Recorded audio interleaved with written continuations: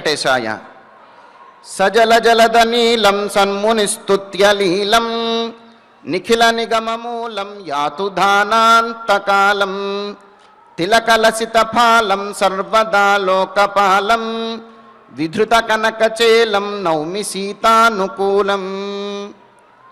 వేద వేదాంతాది శాస్త్రములకు సారభూతమైనటువంటి వాడు, మహర్షుల చేత ఎల్లప్పుడూ స్తుతింపబడువాడు, లీలామానుష విగ్రహుడు అయినటువంటి శ్రీరామచంద్రునికి నమస్కరిస్తూ తదభిన్న స్వరూపుడైనటువంటి ఆ శ్రీనివాసుని యొక్క దయా విశేషం చేత సమస్త మానవాళికి ధర్మ తత్పరతను సకల కార్యసిద్ధిని చేకూర్చాలన్నటువంటి సంకల్పంతో తిరుమల తిరుపతి దేవస్థానం వారు నిర్వహిస్తున్నటువంటి శ్రీమద్ రామాయణం అయోధ్యాకాండ ప్రవచన పారాయణ కార్యక్రమంలో నేటికి మనం 287వ రోజులోకి ప్రవేశించాం.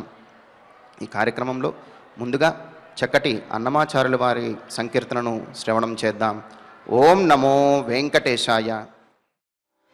శ్రీ గురు ధ్యానపూర్వకంగా సంకల్పవాక్యాలను అందరము కలిసి పలుకుతూ ఈ కార్యక్రమాన్ని ప్రారంభం చేసుకుందాం. శ్రీ గురు ధ్యానం. గురుర్బ్రహ్మా గురుర్విష్ణుః గురుర్దేవో మహేశ్వరః గురుః సాక్షాత్ పరం బ్రహ్మ తస్మై శ్రీ గురవే నమః. శ్రీనివాస ధ్యానం శ్రీ వెంకటాద్రి నిలయః కమలాకాముకః పుమాన్ అభంగుర విభూతిర్నః తరంగయతు మంగళం. అథ సంకల్పః. శ్రీమదాదివరాహ క్షేత్రే విరాజమానస్య శ్రీ పద్మావతీ జానేః అఖిలాండ కోటి బ్రహ్మాండ నాయకస్య శ్రీరామచంద్ర రూపాంతరస్య భగవతః శ్రీ వెంకటేశ్వర స్వామినః సన్నిధౌ హనుమత్ సీతా లక్ష్మణ భరత శత్రుఘ్న పరివార సమేత శ్రీరామచంద్ర పరబ్రహ్మణః పరిపూర్ణానుగ్రహేణ అస్మిన్ భువనే సమస్తాదివ్యాధీనాం నివారణార్థం భారతవర్షే విద్యా విత్త వాణిజ్య కృషి వైద్య వైజ్ఞానిక దేశ రక్షణాదిరంగేషు విద్యమానానాం ఆస్తిక మహాజనానాం సర్వేషాం సకుటుంబానాం ఆయురారోగ్యైశ్వర్య సద్బుద్ధిత్యాది సర్వశుభఫలప్రాప్త్యర్థం ధర్మాచరణద్వారా శ్రీరామరాజ్యస్య పునర్వ్యవస్థాపనార్థం ఉద్యోగార్థినాం సముచితోద్యోగప్రాప్త్యర్థం దంపతీనాం అనుకూల దాంపత్య సిద్ధ్యర్థం సంతానస్య పితృవాక్య పరిపాలనానుకూల బుద్ధి ప్రచోదనార్థం సకల కార్య సిద్ధ్యర్థం గో సంరక్షణార్థం చ శ్రీమద్వాల్మీకి రామాయణే అయోధ్యాకాండే యథాశక్తి శ్లోకం వ్యాఖ్యాన పురస్సరం द्वात्रिंशत्सर्गश्लोकपारायणम् तथा श्रीधन्वन्तरि मन्त्रपारायणं च अन्योन्यसाहाय्येन आचार्यमुखेन करिष्यामहे। श्रीवाल्मीकि प्रार्थना। कूजन्तं राम रामेति मधुरं मधुराक्षरम् आरुह्य कविताशाखां वन्दे वाल्मीकि कोकिलम्। श्री आञ्जनेय प्रार्थना। मनोजवं मारुततुल्यवेगम् जितेन्द्रियं बुद्धिमतां वरिष्ठम् वातात्मजं वानरयूथमुख्यम् श्रीरामदूतं शिरसा नमामि। श्रीरामायण प्रार्थना। वाल्मीकिगिरिसम्भूता रामसागरगामिनी पुनाति भुवनं पुण्या रामायण महानदी। श्रीराम प्रार्थना। अयोध्याख्येतु गुर्वर्धे त्यक्त्वा राज्यं गिरौ वसन् पादुके भरतायादात् स रामः शरणं मम। श्रीरामचन्द्र परब्रह्मणे नमः। अथ श्रीमद् रामायणे आदिकाव्ये अयोध्याकाण्डे 32 सर्गः। శ్రీమన్నారాయణ చరణౌ శరణం ప్రపద్యే.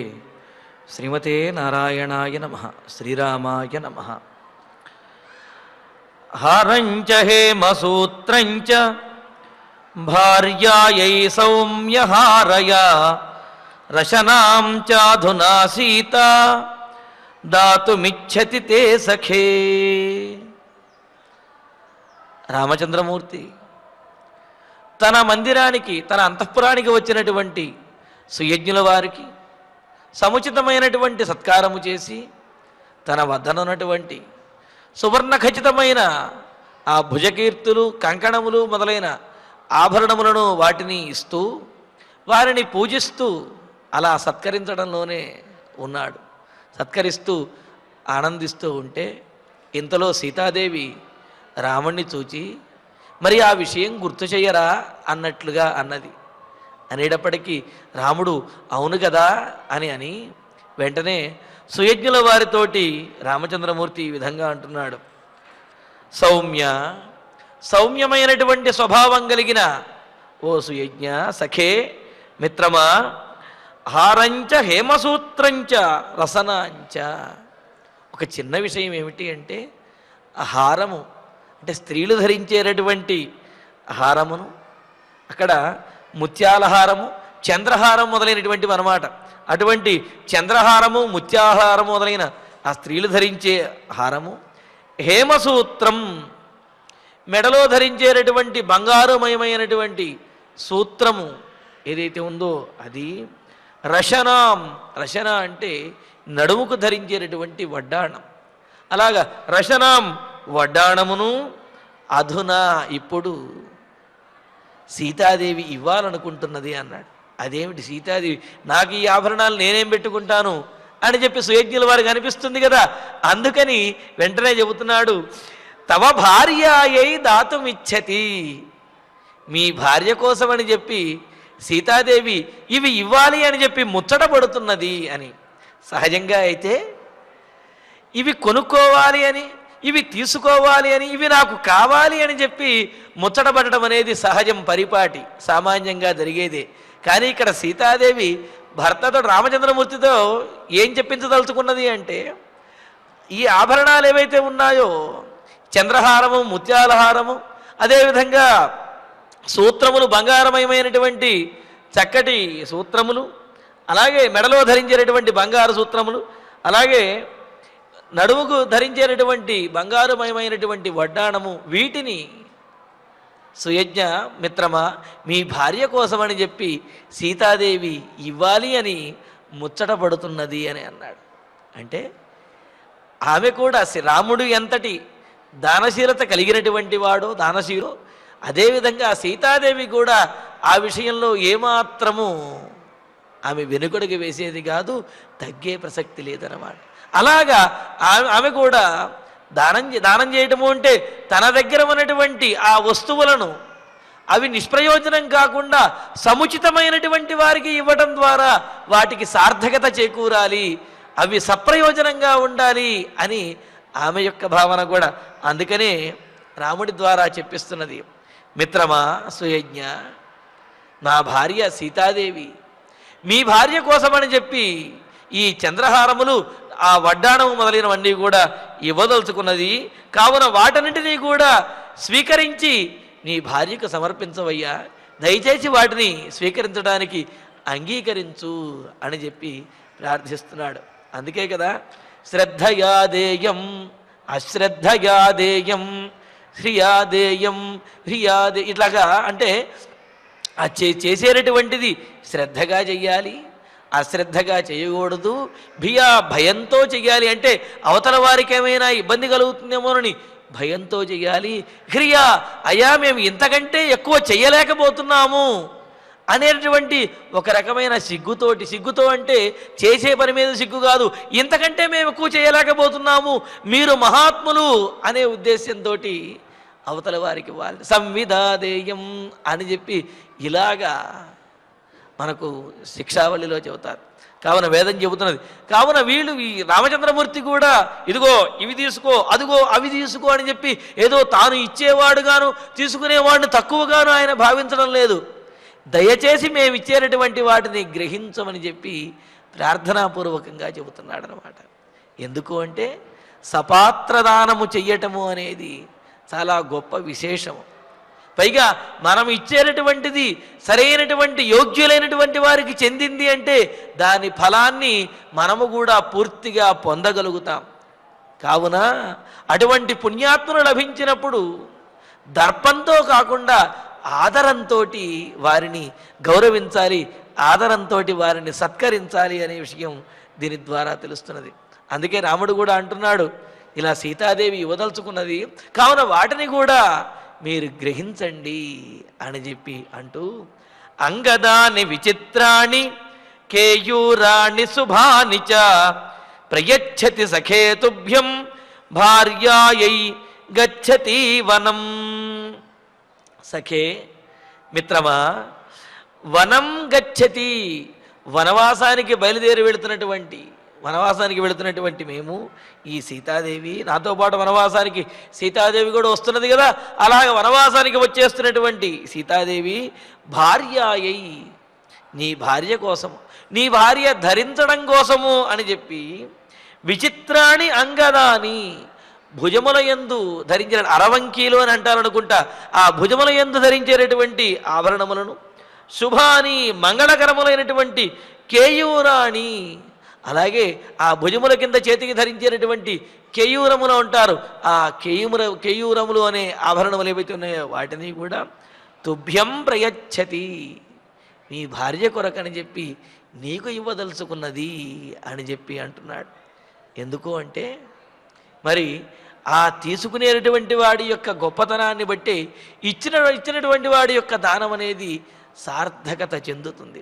అందుకే కదా బలిచక్రవర్తి కూడా తాను దానం చేయదలుచుకున్నప్పుడు, నాయనా ఈ దానం గనక చేసినట్లయితే నువ్వు ఆపదల పాలవుతావు అని శుక్రాచార్యులు వారు చెప్పి వచ్చినటువంటి వాడు విష్ణువు అనే విషయం చెబితే అప్పుడు బలిచక్రవర్తి మరింత ఉత్సాహంతో ఉంటాడు. ఏమిటి వచ్చినటువంటి వాడు విష్ణువా? ఒకవేళ విష్ణువే కానీ అయినప్పటికీ కూడా విష్ణువంతటి వాడికి దానం చేసేటటువంటి భాగ్యము నాకు మాత్రమే కలిగింది, నన్ను మించినటువంటి దాత ఇంకెవరూ కూడా ఉండడు అని అంటాడు. అందుకనే చెబుతారు, కృతయుగంలో దాత అంటే బలిచక్రవర్తి అని, త్రేతాయుగంలో దాత అంటే రామచంద్రమూర్తి అని చెప్పి మనకు స్మృతుల్లో చాలా చక్కగా తెలియజేశారు. కృతేతు బలిరభూత్ అని చెబుతూ కృతయుగంలో దానశీలులలో గొప్పవాళ్ళు ఎవరయ్యా అంటే బలిచక్రవర్తి అని అన్నారు. మరి త్రేతాయుగంలో ఎవరు అంటే రామచంద్రమూర్తి అన్నారు. ఎందుకంటే తాను ఎటువంటి కాలంలో ఉన్నా, తనకు ఎటువంటి కష్టం వస్తున్నా, ఏ స్థితిలో ఉన్నా సరే తాను చెయ్యదలిచినటువంటి దానాన్ని, తాను కాపాడదలిచినటువంటి మనుషుల్ని కూడా ఎవరిని విడవలేదు. ఆ దానధర్మాలు చేస్తూనే ఉన్నాడు, ఆశ్రయించినటువంటి వారిని రక్షిస్తూనే ఉన్నాడు రామచంద్రమూర్తి. మరి అటువంటి స్వభావం కలిగిన వాడు కావుననే తాను ఎంతో వినయంతో ఆ సుయజ్ఞుల వారితో ఈ విధంగా అంటున్నాడు, కేయూరాణి తుభ్యం ప్రయచ్చతి. బాహు నూపురములు, బాహు పురువులు అంటారు. అంటే ఆ బాహువులకు అలంకరించుకునేటువంటి చిన్న చిన్న ఆభరణములు, బాహువుల పైన అలంకరించేటువంటి పెద్ద పెద్ద ఆభరణములు, వీటినన్నిటినీ కూడా మీ భార్య కొరకు మీకు ఇవ్వాలి అని చెప్పి అనుకుంటున్నది సీతాదేవి. కావున దయచేసి వాటిని గ్రహించండి అని అంటూ, పర్యంకమగ్ర్యాస్తరణం నానారత్న విభూషితం తమపీచ్చతి వైదేహి ప్రతిష్టాపయితుం త్వయి. ఇంకా వీటినే కాదు, ఇంకా కొన్ని వస్తువులను కూడా ఇవ్వాలి అని అనుకుంటున్నది. అగ్ర్యాస్తరణం, ఉత్తమమైనటువంటి శ్రేష్టమైనటువంటి పరుపుల చేత కూర్చబడినది, ఉన్నతంగా ఉండేటటువంటిది అయిన నానారత్న విభూషితం, ఆ చుట్టూ కూడా అనేకమైనటువంటి రత్నముల చేత పొదగబడినటువంటిది అయిన తం పర్యంకమపి, ఆ హంసతూలిక తలపం ఏదైతే ఉన్నదో పాన్పు, ఆ పాన్పును కూడా మీకోసం ఇవ్వాలి అని చెప్పి సీతాదేవి అనుకుంటూ ఉన్నది అన్నారు. ఆ హంసతూలికా తలపము చుట్టూ, ఆ పర్యంకము శయనం చుట్టూ రత్నములు పెట్టడం ద్వారా ఒక్క దీపము గనక వెలిగించినట్లయితే ఆ దీపము ఆ మణులలో ప్రతిఫలించి, ఆ ప్రతిబింబించి ఆ గది అంతా కూడా చక్కగా దీపపు కాంతులతోటి విరాజిల్లుతూ ఉంటుంది. పైగా స్వయం ప్రకాశకములైనటువంటి కొన్ని మణులు కూడా ఉన్నాయి. అంటే ఏమిటి? చీకట్లో కూడా ప్రకాశించేటటువంటి మణులు. అటువంటి మణులతో పొదగబడినటువంటి ఆ ఆసనములు, అలాగే ఆ పర్యంకములు, శయనములు ఏవైతే ఉన్నాయో శయ్యలు, చక్కటి పరుపులతో కూడినటువంటి శయ్యలు, ఆ శయ్యలను త్వయి ప్రతిష్టాపయితుం, నీకు ఇవ్వటం కోసం, నీయందు నీకు సమర్పించడం కోసము వైదేహి ఇచ్చతి, విదేహరాజ తనయ అయినటువంటి వైదేహి సీతాదేవి నీకు ఇవ్వాలి అని చెప్పి ముచ్చటపడుతున్నది, కోరుకుంటున్నది. కావున అంగీకరించి వాటిని స్వీకరించండి అయ్యా అని అంటూ, నాగశత్రుం జయో నామ మాతులోయం దదౌ మమ తం తే గజ సహస్రేణ దదామి ద్విజ పుంగవా. ఇంతేకాదు, నేను కూడా ఇంకొన్ని వస్తువులు ఇవ్వాలనుకుంటున్నాను. అవి సీతాదేవి ద్వారా నాకు వచ్చినటువంటి వస్తువులు. ఏమిటంటే, ద్విజపుంగవ, బ్రాహ్మణ శ్రేష్ఠుడా, జ్ఞానపూర్ణమైనటువంటి జన్మ కలిగినటువంటి సుయజ్ఞ, యం మాతులహ మమ దదౌ, మా మాతులహ మేనమామగారు ఏదైతే నాకు ఇచ్చారో, ఏమిటది? శత్రుంజయన్నామనాగ, శత్రుంజయము అనే గొప్ప ఏనుగు, మదపుటేనుగు, పట్టపుటేనుగు ఏదైతే ఉందో ఆ పట్టపుటేనుగుని తం గజ సహస్రేణ తే దదామి, వాటిని 1000 ఏనుగులతో పాటు నీకు ఇస్తాను అని అన్నాడు. రామచంద్రమూర్తి చూడండి, తన మేనమామ ఇచ్చినటువంటి శత్రుంజయము అనే ఆ పట్టపుటేనుగును, పెద్ద ఏనుగుని మిగతా 1000 ఏనుగులతో కలిపి ఆ ఏనుగుని నీకు ఇవ్వదలుచుకున్నాను అన్నాడు. అందుకనే వాటిని ఇస్తాను, స్వీకరించండి అని చెప్పి. బానే ఉందండి. ఇప్పుడు మనకు సందేహం వస్తుంది, ఏనుగుని దానం చేసినటువంటి వాడు ఏనుగుని ఇచ్చాడు, బానే ఉంది, దాన్ని పోషించేది ఎలాగా?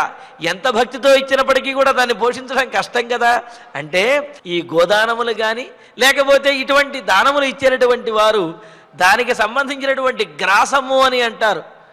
అంటే వాటికి ఆహారానికి సంబంధించినటువంటి ద్రవ్యమును ఆ ఏర్పాట్లను కూడా ఆ శాలలను కూడా వారే ఏర్పాటు చేయాలి అని మనకు శాస్త్రం చెబుతున్నది.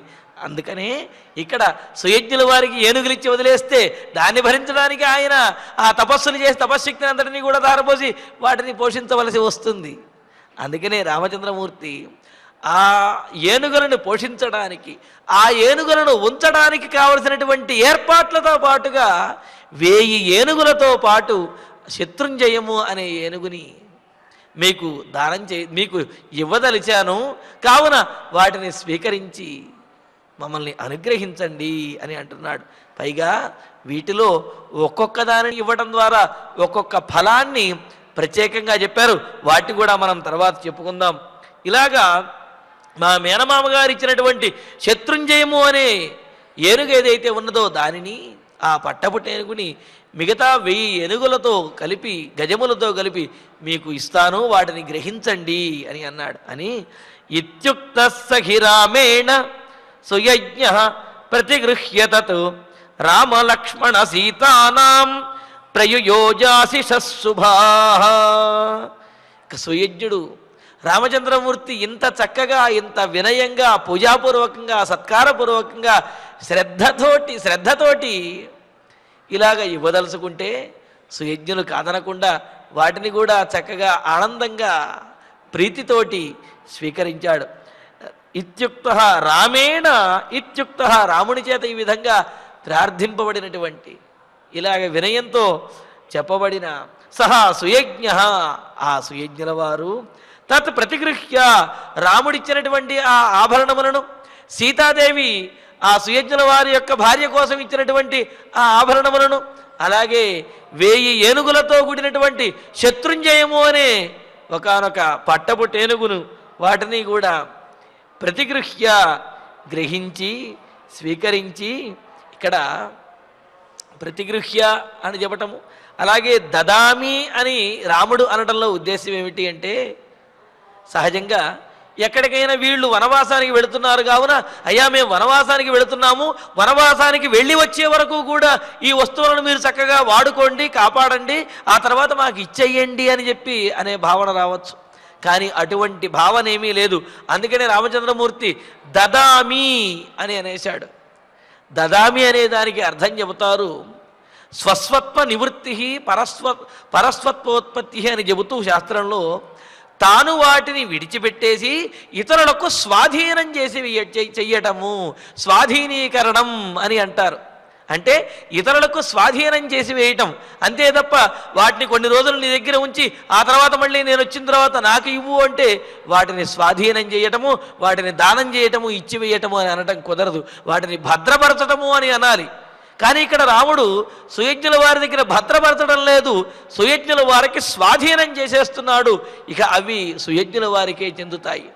ఆ విధంగా అంటే ప్రతిగృహ్య అలాగ రాముడిచ్చినటువంటి వాటిని తీసుకుని అంటే మళ్ళీ రాముడికి తిరిగి ఇవ్వవలసినటువంటి అవసరం లేనటువంటివైనా దానంగా ఇచ్చినటువంటివైన వాటిని గ్రహించి రామలక్ష్మణ సీతానాం రాముడికి లక్ష్మణుడికి సీత ఈ ముగ్గురికి కూడా సీతారాములకి లక్ష్మణస్వామికి కూడా శుభాః ఆశిషః ప్రయుయోజ శుభకరమైనటువంటి ఆశీస్సులను ఇచ్చాడు.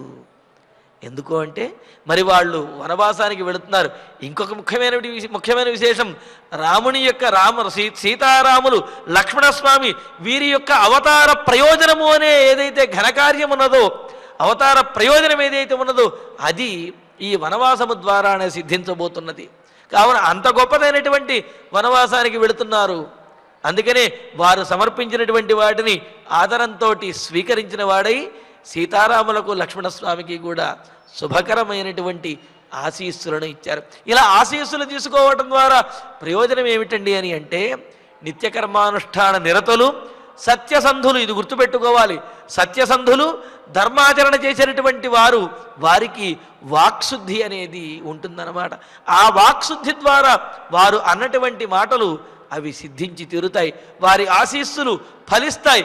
అందుకనే మనము పెద్దల దగ్గర ఆశీస్సులు తీసుకుని వారికి నమస్కరించి వారి యొక్క ఆశీస్సులు తీసుకుని ఏదైనా సరే పెద్ద పెద్ద పనులు కానివ్వండి, ఏదైనా దైవ కార్యం కానీ చేసేటప్పుడు పెద్దల యొక్క ఆశీస్సులు తీసుకుంటాం. అంటే ఆ కార్యములు నిర్విఘ్నంగా పరిపూర్తి అవ్వటం కోసము, విజయాన్ని సాధించడం కోసము వీరి యొక్క ఆశీస్సులు సహకరిస్తాయన్నమాట.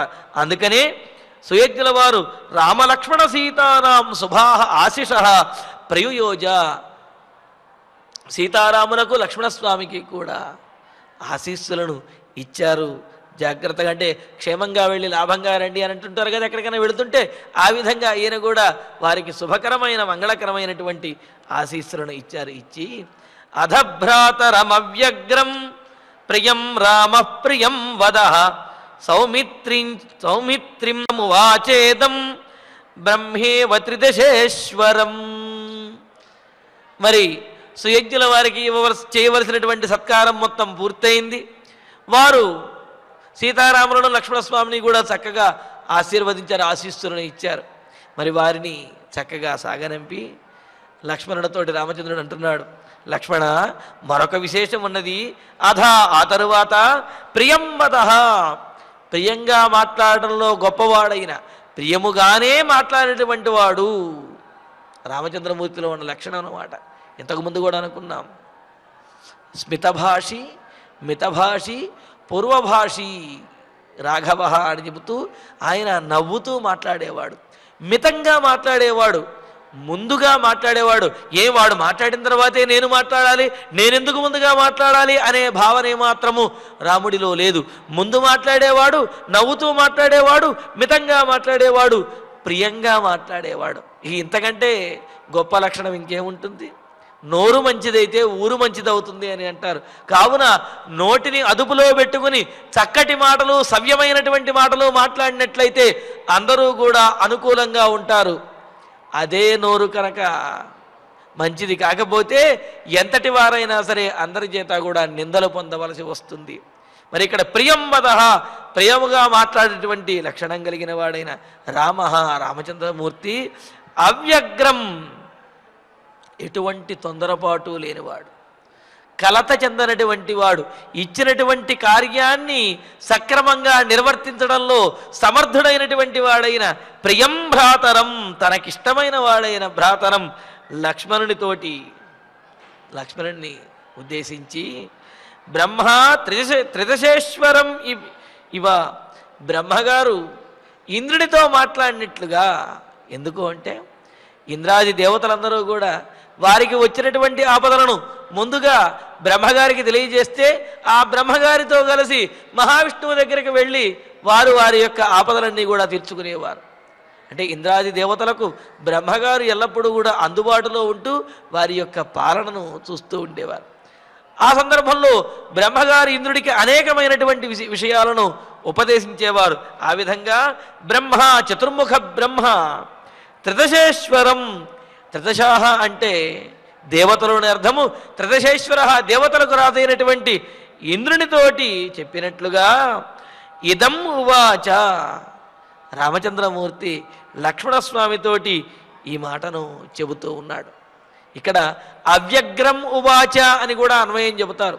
అంటే ఎటువంటి తొందరపాటు, అలాగే ఎటువంటి సందేహము, కలత లేకుండా రామచంద్రమూర్తి లక్ష్మణస్వామితో చెప్పాడు అని. అంటే తాను చెయ్యదలుచుకున్నటువంటి కార్యము మీద ఎటువంటి సందేహము, సంశయము లేదు. కావున నిస్సంశయంగా, నిశ్చయంగా వారి యొక్క మాటలు ఉన్నాయి, వారి యొక్క చేష్టలు, వారి హావభావాలు ఆ విధంగా ఉన్నాయి. అందుకనే అవ్యగ్రం, లక్ష్మణస్వామి కూడా ఎటువంటి తొందరపాటు, సందేహము లేకుండా, కలత చెందకుండా చాలా ధైర్యంగా ఉన్నాడు. రాముడు కూడా ఈ అవ్యగ్రం అనే మాట ఉవాచ అనే దాని క్రియా విశేషణంగా చెప్పినట్లయితే అవ్యగ్రం, ఎటువంటి సందేహము, ఎటువంటి తొట్టుబాటు లేకపోతే తొందరపాటు, కలత లేకుండా నిశ్చయ బుద్ధితోటి లక్ష్మణస్వామికి ఈ విధంగా చెబుతున్నాడు. ఏమని చెబుతున్నాడు? నాయన, ఇంకా కొంతమంది మహాత్ములు ఉన్నారు, వారిని కూడా తీసుకురమ్మంటూ అగస్త్యం కౌశికంచైవ తావుభౌ బ్రాహ్మణోత్తమౌ అర్చయాహూయ సౌమిత్రే రత్నసస్యమివాంబుభి. సౌమిత్రే, లక్ష్మణ, ఇంకొక పని కూడా ఉంది. అగస్త్యముని యొక్క పుత్రుడిని కౌశికం విశ్వామిత్రుని యొక్క పుత్రుడు వారిని తౌ ఉభౌ ఆ ఇరువురిని కూడా అగస్త్య మహర్షి యొక్క పుత్రుణ్ణి విశ్వామిత్రుని యొక్క పుత్రుడు వీరెవరైతే ఉన్నారో వారిని బ్రాహ్మణోత్తమౌ వారు సామాన్యమైన వారు కాదు, బ్రహ్మవర్చస్సుతోటి వెలుగొందుతూ ఉండేటటువంటి వారు బ్రాహ్మణోత్తముల వారిని ఆహూయ సాదరంగా ఆహ్వానించి అంబుభి సస్యం ఇవ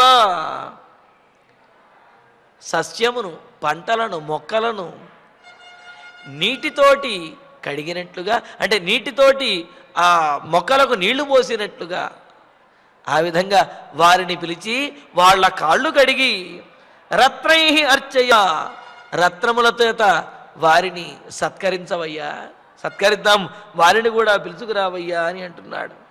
అందుకని ఇక్కడ అగస్త్యం కౌశికం అని చెప్పడంలో ఉద్దేశం ఏమిటంటే అగస్త్యపుత్రుడు కూడా అగస్త్య మహర్షి అంతటి వాడు, విశ్వామిత్రుని యొక్క పుత్రుడు కూడా అంతటి గొప్పవాడు అని తెలియజేయటం కోసమే వారి యొక్క పేర్లతో పాటు ఇక్కడ వీరిని సంబోధించారన్నమాట.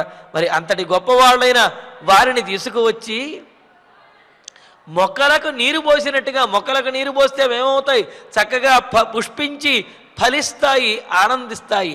అదేవిధంగా వారిని పిలిచి చక్కగా సత్కారపూర్వకంగా వారి యొక్క కాళ్ళు గడిగి వారు ఆనందించి మొక్కలు ఏ విధంగా అయితే పుష్పించి ఫలించి ఫలసాయాన్ని అందజేస్తాయో అదేవిధంగా వీరి కూడా నీవు చేసేటటువంటి ఈ పాదప్రక్షాళన అలాగే ఈ రత్నములను సమర్పించడం వీటి ద్వారా వారు కూడా మనకు ఆశీస్సులు అనే ఫలములను అందిస్తారు. కావున లక్ష్మణ నీవు వెళ్ళి వెంటనే అగస్త్యపుత్రులని విశ్వామిత్రపుత్రులని వారిని తీసుకువచ్చి చక్కగా సత్కరించి అనేకమైనటువంటి రత్నములతోటి వారిని అర్చించు, మనం అర్చిద్దాము, వారిని తెలుసుకురా అని చెప్పి రామచంద్రమూర్తి లక్ష్మణస్వామితో అంటూ తర్పయస్వ మహాబాహో గోసహస్రైశ్చ మానద సువర్ణరజతైశ్చైవ మణిభిశ్చ మహాధనైః. రత్నములు అంటే కేవలము ఆ మణులు అనే అర్థము కాదు, విలువైనటువంటి వస్తువులు అనే అర్థం కూడా ఉన్నదన్నమాట. రత్నం శ్రేష్ఠే అని చెబుతూ శ్రేష్టమైనటువంటి శ్రేష్టమైనది అనే అర్థంలో కూడా రత్నం అనే పదాన్ని ప్రయోగిస్తాం. అందుకనే కదా కన్యారత్నము అని అంటాం. కన్యారత్నము అంటే శ్రేష్టమైనటువంటి ఉత్తమమైనటువంటి కన్యా అని అర్థం. అలాగే ఇక్కడ అనేకమైన రత్నములు అంటే విలువైనటువంటి శ్రేష్టమైనటువంటి వస్త్రం, శ్రేష్టమైనటువంటి ద్రవ్యముల చేత వారిని తృప్తిపరచు అంటూ తర్పయస్వ మహాబాహో గో సహస్రైశ్చ మానద సువర్ణ రజతైశ్చైవ మణిభిశ్చ మహాధనైః అని అంటూ మహాబాహో గొప్ప బాహుబల సంపన్నుడమైనటువంటి లక్ష్మణ మానద. మానద అనే దానికి గొప్ప ఆత్మవిశ్వాసము ఆత్మగౌరవము కలిగినటువంటి వాడు అనేది ఒక అర్థమైతే మానం దదాదీతి మానద అంటే గౌరవాన్ని ఇచ్చేటటువంటి వాడు, గౌరవంగా ఉండేటటువంటి వాడు, ఇతరులని గౌరవించేటటువంటి వాడు అని అనే ఉద్దేశంతో మానద గౌరవం ఇచ్చేటటువంటి వాడా, గౌరవం ఇవ్వడంలో నేర్పరి అయినటువంటి వాడా, సంస్కారం కలిగిన వాడా. గోసహస్రైశ్చ వేల కొలది ఆవుల చేత, ఇంకా సువర్ణై బంగారముల చేత, రజతై గోవులను బంగారములను రజతములు వీటిని కూడా రజతై మహాధనై అనేకమైనటువంటి ధనముల చేత సంపదల చేత విక్కులు విలువైన ధనముల చేత మణిభిశ్చ అనేక రత్నములతోటి మణుల చేత కూడా తర్పయస్వ వారికి తృప్తి కలిగే విధంగా వారు ఆనందించే విధంగా నీవు వారిని సత్కరించవయ్యా అని అన్నారు. పైగా ఇక్కడ గోవులను అనడం ద్వారా గవా మంగేషు తిష్టంతి భువనాన్ని చతుర్దశ అని అంటూ గోవుల యొక్క ఆ శరీరముల అవయవములలో 14 భువన భాండములు కూడా ఉన్నాయి, సమస్తమైనటువంటి దేవతలు కూడా ఉన్నారు. అందుకనే కదా గోదానానికి అంత ప్రాశస్త్యం అనేది. ఆ విధంగా గోదానాన్ని చేయటం ద్వారా సమస్తమైనటువంటి దేవతలు ఆనందిస్తారు. 14 భువన భాండములలో ఉన్నటువంటి శ్రేష్టమైనటువంటి వస్తువులన్నింటినీ కూడా దానం చేసినటువంటి ఫలం అనేది కలుగుతుంది. మరి అటువంటి గోవులను 1000 గోవులను వారికి ఇచ్చి వారిని ఆనందపరచు అని అన్నాడు. మరి ఇన్ని గోవులను ఇస్తే వాళ్ళేం చేసుకుంటారండి? అన్ని గోవుల యొక్క పాలు కూడా వాళ్ళు తాగలుగుతారా అని అంటే, ఒకానొకప్పుడు పూర్వము ఇప్పుడు ఏ విధంగా అయితే డబ్బు చలామణిలో ఉన్నదో, నాణెములు కానివ్వండి నోట్లు కానీ ఇలా చలామణిలో ఉన్నాయో, ఒకానొకప్పుడు గోసంపదతోటి వాళ్ళ యొక్క సంపదను కొలిచేవారనమాట. వాళ్ళకి అన్ని గోవులు ఉన్నాయి కాబట్టి వాళ్ళు అంత సంపద కలిగిన వారు, వీరికి ఇన్ని గోవులు ఉన్నాయి కాబట్టి వీరు ఇంత సంపద కలిగిన వారు అని చెప్పి. అందుకనే మహాభారతంలో ఉత్తర గోగ్రహణ సమయంలో కూడా విరాట మహారాజుకు ఉన్నటువంటి సంపద ఏమిటి అంటే గోసంపద అని అన్నారు. ఆ గోసంపదతోటే విరాట మహారాజు గొప్ప పేరు తెచ్చుకున్నాడు. ఆ గోసంపదతోటే ఆయన ధర్మంగా చక్కగా రాజ్యాన్ని పరిపాలిస్తున్నాడు అని చెప్పి. కావున ఇన్ని గోవులు కలిగాడు అంటే అంత గొప్పవాడు అని చెప్పి ఆ విధంగా గోసంపదతోటి వారి యొక్క సంపదను కొలిచేవారు. అందుకనే ఇన్ని వేల కొలది గోవులు ఉన్నాయి అంటే అన్ని గోవులను సేవిస్తున్నారు అంటే అది పుణ్యప్రదము. అదేవిధంగా అంత సంపద కలిగినటువంటి వారు గొప్ప సంపన్నులు, ఐశ్వర్యం కలిగిన వాళ్ళు అనేది గోవుల ద్వారా తెలియజేసేవాళ్ళు. కావున మరి వేల కొలది గోవులను ఇవ్వడం ద్వారా వారిని ఐశ్వర్యవంతులను, సంపన్నులను చేసి వారి యొక్క ఆశీస్సులను పొందడం ఇక్కడ మన ఉద్దేశ్యం అన్నమాట. అందుకనే గో సహస్ర ఇచ్చ వేల కొలది చక్కటి ఆవులను సువర్ణై రజతై మహాధనై మణిభిశ్చ బంగారుమయమైన అదేవిధంగా రజతమయమైనటువంటి వస్తువుల చేత, మహాధనై అనేకమైనటువంటి ధనములతోటి మణులతోటి కూడా వారిని తృప్తిపరచి వారికి ఆనందాన్ని కలగజేసి వారిని సత్కరించవయ్యా లక్ష్మణ అని చెప్పి రామచంద్రమూర్తి మిగతా వారిని కూడా సత్కరించమని చెప్పి లక్ష్మణస్వామితో అంటున్నాడు. ఇంకో మాట కూడా అంటున్నాడు. చూడండి ఇక్కడ ఎంత ముందు చూపుతో మాట్లాడుతున్నాడో. కౌసల్యాంచయాసీర్భిః భక్త పర్యుపతిష్ఠతి ఆచార్యస్తైత్తిరీయాణాం అభిరూపశ్చ వేదవిత్. ఈ తర్వాత శ్లోకానికి దీనికి కలిపి కూడా ఒకే అన్వయం చెప్పుకోవాలి. సౌమిత్రే లక్ష్మణ తైత్తిరీయాణం, తైత్తిరీయ శాఖకు చెందినటువంటి ఆచార్య అధ్యాపకుడు, మనకు తైత్తిరీయ శాఖను ఉపదేశించినటువంటి ఆ వేద శాఖను ఉపదేశించి అధ్యయనం చేసి ఉపదేశం చేస్తున్నటువంటి ఆచార్యుడు ఎవరైతే ఉన్నారో ఆ ఆచార్యుడు అభిరూప. అభిరూప అంటే పండితుడు అని అర్థం. సహజంగా అభిరూప అంటే అందమైనటువంటి వాడు అని అర్థం చెప్పాలి. కానీ అభిరూప శబ్దానికి నిఘంటువులలో ప్రాప్తరూప సురూప అభిరూప బుధ మనోజ్ఞయో అని చెబుతూ సురూప అభిరూప అవనే ఈ పదాలన్నీ కూడా మనోజ్ఞమైనటువంటి వాడు, బుద్ధిమంతుడు, అదేవిధంగా పండితుడు, అలాగే అందమైనటువంటి వాడు అని ఇన్ని అర్థాలు తెలియజేస్తున్నారు. ఇక్కడ ఆ ఆచార్యుడు అందమైన వాడు అని చెప్పడంలో ఔచిత్యం ఏమీ లేదు. ఆ ఆచార్యుడు అభిరూప, గొప్ప పండితుడు, బుద్ధిమంతుడు, బాగా చదువుకున్నవాడు, అందరికీ కూడా ఆ తైత్తిరీయ శాఖను బోధించేటటువంటి ఆచార్యుడు. ఆ ఆచార్యుడు వేదవితు, వేదవేత్త అయినటువంటి ఆయన. యహ ఏ బ్రాహ్మణోత్తముడైతే ఉన్నాడో ఆయన భక్త, భక్తితోటి అంటే ప్రేమతోటి ఆదరణతోటి కౌసల్యాంచ ఆశీర్భిః పర్యుపతిష్ఠతి. మన తల్లి కౌసల్యాదేవిని కూడా ఎప్పుడూ ఆశీస్సులతోటి, ఆమె యందు ఆదరభావనతోటి ఆమెను అనుగ్రహిస్తూ ఆశీస్సులతోటి ఆదరమైనటువంటి మాటలతోటి ఆమెలో ధైర్యాన్ని నింపేటటువంటి వాడు, ఆమెను అనుగ్రహించినటువంటి వాడు ఆ తైత్తిరీయాధ్యాపకుడైనటువంటి ఆచార్యులు. మరి ఆ ఆచార్యులని తస్యానంచరాశీశ్చ సౌమిత్రే సంప్రదాపయ కౌశేయాణి చ వస్త్రాణి యావత్ తుష్యతి సద్విజః. అటువంటి వాడైన ఆ ఆచార్యులకి సద్విజః ఆ బ్రాహ్మణోత్తముడు యావత్ తుష్యతి, ఎప్పటి వరకు అయితే తృప్తి పొందడో, ఎప్పటి వరకు అయితే తృప్తిని పొందుతాడో, ఎంత ధనాన్ని లేకపోతే ఎంత ద్రవ్యాన్ని ఇస్తే ఆయన పరిపూర్ణమైనటువంటి తృప్తిని పొందుతాడో తస్య ఆ బ్రాహ్మణోత్తముడికి యానం వాహనములను దాసీశ్చ పరిచారికలు దాసీజనములను అలాగే కౌశేయాని వస్త్రాన్ని పట్టు వస్త్రములను కూడా సంప్రదాపయ ఆ బ్రాహ్మణోత్తముడికి ఇచ్చి వారిని గౌరవించవయ్యా అని చెబుతున్నారు. ఎందుకు అంటే సీతారామ లక్ష్మణుడు వనవాసానికి వెళ్ళిన తర్వాత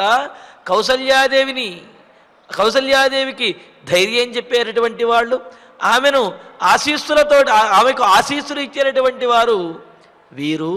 కావున తైత్రీయాధ్యాపకుడైనటువంటి ఆచార్యులు వారు ఎవరైతే ఉన్నారో వారు కౌసల్యాదేవికి ధైర్యం చెప్పగలరు, ఆమె యొక్క యోగక్షేమలను విచారించగలరు. కావున అటువంటి వారైన ఆచార్యులు వారికి వారు ఎంతవరకు తృప్తి చెందుతారో అంతవరకు కూడా ఈ విధంగా వాహనములను, అదేవిధంగా రత్నములు, ద్రవ్యములు మొదలైనటువంటి వాటినన్నింటినీ, దాసీజనమును, పరిచారకులను వీరందరినీ కూడా ఆ తైత్రీయాధ్యాపకులైన మన ఆచార్యులు ఎవరైతే ఉన్నారో వారికి సమర్పించి తల్లి యొక్క యోగక్షేమములను చూచే విధంగా వారిని ప్రార్థించవయ్యా లక్ష్మణ.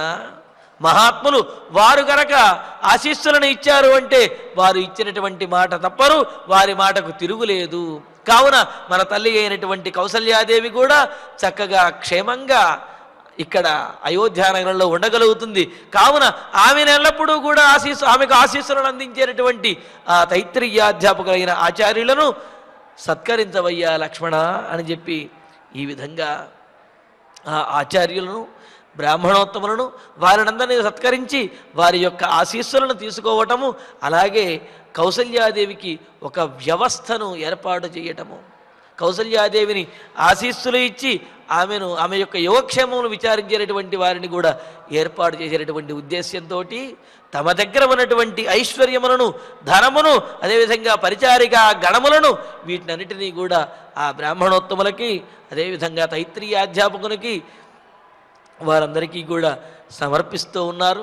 మరి మిగిలినటువంటి పరిజనులు, అలాగే వీరిని సేవించినటువంటి వారు ఎవరైతే ఉన్నారో వారందరికీ కూడా అమితమైనటువంటి ధనాన్ని, అమితమైనటువంటి సంపదలను ఇస్తున్నారు. ఆ విశేషాలను తర్వాతి ప్రవచనంలో తెలుసుకుందాము. ఇక ఇప్పుడు ఆచార్యుల వారి ద్వారా శ్లోకాలను పారాయణ చేసుకుందాము. హారంచ హేమసూత్రంచ భార్యాయై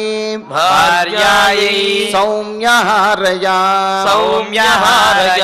రసనాంచ అధునా సీతా దాతుమిచ్చతి తే సఖే అంగదాని విచిత్రాణి కేయూరాణి శుభాని చ ప్రయచ్చతి సఖేతుభ్యం భార్యాయై గచ్చతి వనం పర్యంకం అగ్ర్యాస్తరణం నానారత్న విభూషితం నానారత్న విభూషితం తమపీచ్చతి వైదేహి ప్రతిష్టాపయితుం త్వయి నాగః శత్రుంజయో నామ మాతులోయం దదౌ మమ తంతే గజసహస్రేణ దదామి ద్విజపుంగవ ఇత్యుక్తః సహిరామేణ సుయజ్ఞః ప్రతిగృహ్య తత్ రామలక్ష్మణ సీతానాం రామలక్ష్మణ సీతానాం ప్రయుయోజ ఆశిషః శుభాః భ్రాతరం అవ్యగ్రం ప్రియం రామః ప్రియం వదః సౌమిత్రిం సౌమిత్రిం తమువాచేదం తమువాచేదం బ్రహ్మేవా బ్రహ్మేవా త్రిదశేశ్వరం త్రిదశేశ్వరం అగస్త్యం అగస్త్యం కౌశికం చైవ కౌశికం చైవ తావుభౌ తావుభౌ బ్రాహ్మణోత్తమౌ బ్రాహ్మణోత్తమౌ అర్చయాహూయా అర్చయాహూయా సౌమిత్రే సౌమిత్రే రత్నైః సస్యం రత్నైః సస్యం ఇవాంబుభిః ఇవాంబుభిః తర్పయస్వ తర్పయస్వ మహాబాహో మహాబాహో గోసహస్రైశ్చ గోసహస్రైశ్చ మానద మానద సువర్ణైః సువర్ణైః రజతైశ్చైవ రజతైశ్చైవ మణిభిశ్చ మణిభిశ్చ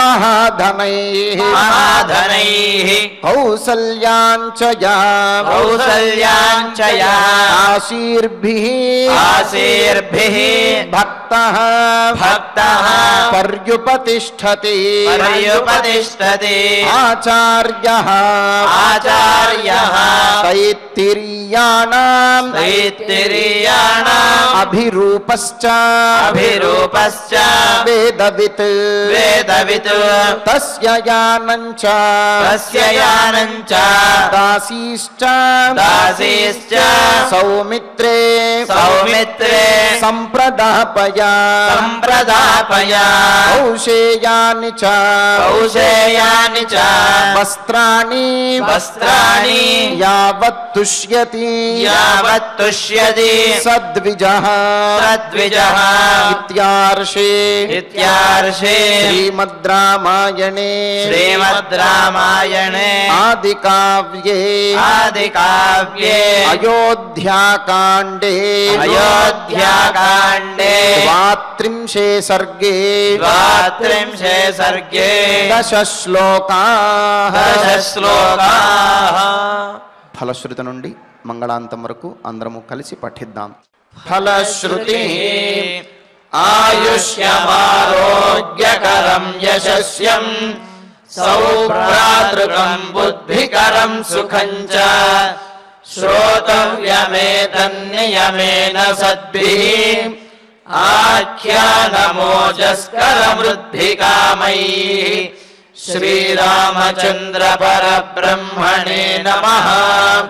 అథ ధన్వంతరి ధ్యానం అచ్యుతానంద గోవింద విష్ణో నారాయణామృత రోగాన్ మే నాశయా శేషాన్ ఆశు ధన్వంతరే హరే ఆరోగ్యం దీర్ఘమాయుష్యం బలం తేజోధియం శ్రియం స్వభక్తేభ్యో న గృహ్ణంతం వందే ధన్వంతరిం హరిం.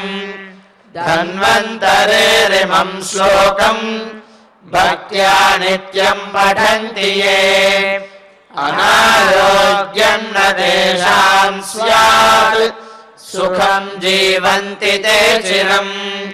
ఓం నమో భగవతే వాసుదేవాయ ధన్వంతరయే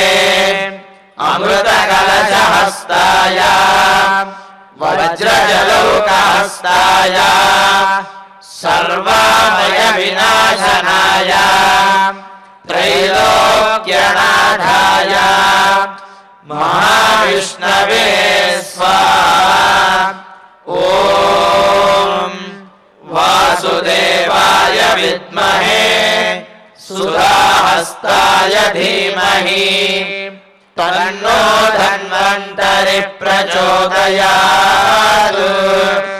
అథ నవగ్రహ ప్రార్థనా ఆరోగ్యం పద్మబంధుర్వితరతు నితరాం సంపదం శ్రీతరశ్మిః భూలాభం భూమిపుత్రః సకల గుణయుతాం వాగ్విభూతిం చ సౌమ్యః సౌభాగ్యం దేవమంత్రి రిపుభయశమనం భార్గవః శౌర్యమార్గిః దీర్ఘాయుః సైంహికేయః విపులతరయశః కేతుః ఆచంద్రతారం అరిష్టాని ప్రణశ్యంతు దురితాని భయాని చ శాంతిరస్తు శుభం మేస్తు గ్రహాః కుర్వంతు మంగళం. అథ క్షమా ప్రార్థనా యదక్షరపదభ్రష్టం మాత్రాహీనం చ యద్భవేత్ తత్సర్వం క్షమ్యతాం దేవ నారాయణ నమోస్తుతే. అథ భగవత్ సమర్పణం కాయేన వాచా మనసేంద్రియైర్వా బుద్ధ్యాత్మనా వా ప్రకృతే స్వభావాత్ కరోమి యద్యత్ సకలం పరస్మై నారాయణాయేతి సమర్పయామి. అథ మంగళం శ్రియః కాంతాయ కళ్యాణ నిధయేర్థినాం శ్రీవేంకటనివాసాయ శ్రీనివాసాయ మంగళం. పనేసియా మెరిడియన్ హాస్పిటల్స్ ప్రతి సామాన్యుడికి అందుబాటులో అంతర్జాతీయ వైద్య ప్రమాణాలతో వైద్యం, 24 గంటల అంబులెన్స్ సర్వీసుతో పాటు అత్యవసర సేవలతో ఏర్పాటైన చికిత్సా విభాగం. మా దగ్గర గుండె సంబంధిత, మూత్రపిండ, కాలేయ, కంటి జబ్బులకు, మోకాళ్ల శస్త్ర చికిత్సతో పాటు కోవిడ్-19, బ్లాక్ ఫంగస్ వంటి వైరస్లకు, అన్ని రకాల ఆరోగ్య సమస్యలకు నమ్మకమైన అత్యాధునిక వైద్య చికిత్సను అందిస్తున్న హాస్పిటల్ పనేసియా మెరిడియన్ హాస్పిటల్స్. మీ ఆరోగ్య సమస్య ఏదైనా ఇప్పుడు పరిష్కారం సాధ్యం. సంపూర్ణ ఆరోగ్యం కోసం సంప్రదించండి Panacea Meridian hospitals. Opposite Bheeramguda కమాన్, RC Puram, Sangareddy district. Pin code 502032. సంప్రదించాల్సిన ఫోన్ నెంబర్ 0845524177 మరియు 7893757770.